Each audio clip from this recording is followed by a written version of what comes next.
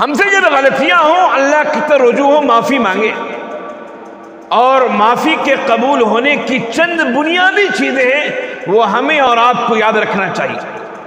سب سے پہلی بات تو یہ دوستو کہ ہم اللہ کے سامنے توبہ کریں تو ہم اخلاص کے ساتھ توبہ کریں، یہ نہیں کہ اپنے بابا سے ڈر کے توبہ کر رہے ہیں۔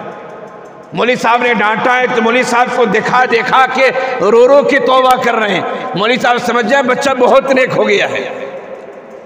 ہمیں اپنے توبہ میں مخلص ہونا ہے۔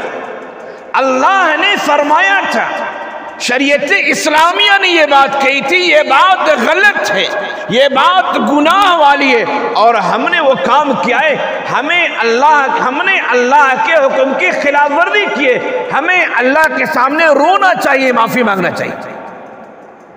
ہم توبہ کے سلسلے میں مخلص ہوں، اخلاص مد نظر ہونا چاہیے، یہ توبہ کے قبول ہونے کی پہلی شرط۔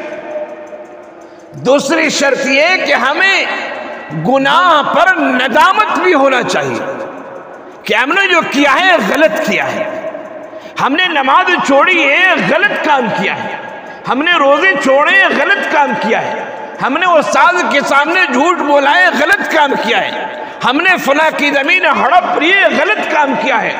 اپنی غلطی کا احساس ہونا چاہیے اور ندامت کے آنسو اس پر بہنے چاہیے، یہ توبہ کے قبول ہونے کی دوسری بنیادی شرط ہے۔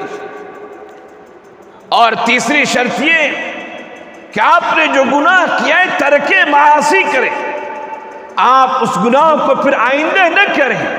دھوکے میں ہو جائے تو اللہ کا دروازہ کھلا ہوا ہے، لیکن ترک معاصی، گناہ کو چھوڑنے کی نیت آپ کی ہونی چاہیے۔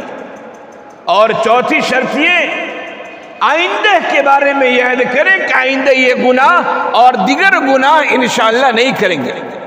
اور پانچویں بات یہ کہ اگر مسئلہ حقوق العباد کا ہے تو آپ اسے ادا کریں، آپ توبہ کرتے رہیں اور دوسرے کی زمین کو ہڑپ لیا ہے آپ نے، آپ توبہ کرتے رہے دوسرے کے کپڑے پہن کر زبردستی نماز پڑھنے آ گئے، ایسے توبہ قبول نہیں ہوتی ہے۔ ایک کنویں میں جانور گر گیا، مر گیا، سڑ گیا، آپ کنویں کے پانی کو نکالتے جا رہے ہیں، کہہ رہے ہیں پانی پورا نکل گیا، جانور کو نکالا ہی نہیں تو کنواں پاک نہیں ہو سکتا آپ کا۔ آپ کہہ رہے ہیں مولوی صاحب پورا پانی تو نکال دیا نا، ارے بھائی پانی تو نکالا، پانی ناپاک کی ہوا تھا، پانی ناپاک جانور کی وجہ سے ہوتا ہے، جانور تو اسی میں پڑا ہوا ہے۔ آپ توبہ پر توبہ کر رہے ہیں، آنسو پر آنسو بہا رہے ہیں، لیکن زمین ہڑپی تھی، زمین دینے کا نام نہیں لے رہے ہیں آپ۔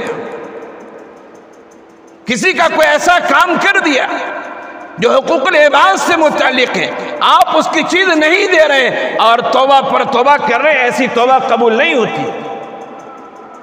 توبہ کیجئے اور جو توبہ کے شرائط ہیں اسے مد نظر رکھیے، اور اس بات کو اچھی طرح یاد رکھیے کہ گناہ ہو جانا یہ بہت معیوب نہیں ہے، گناہ جان بوجھ کر کرنا اور گناہ پر مصر ہونا یہ اللہ کے نزدیک انتہائی غلط بات ہے۔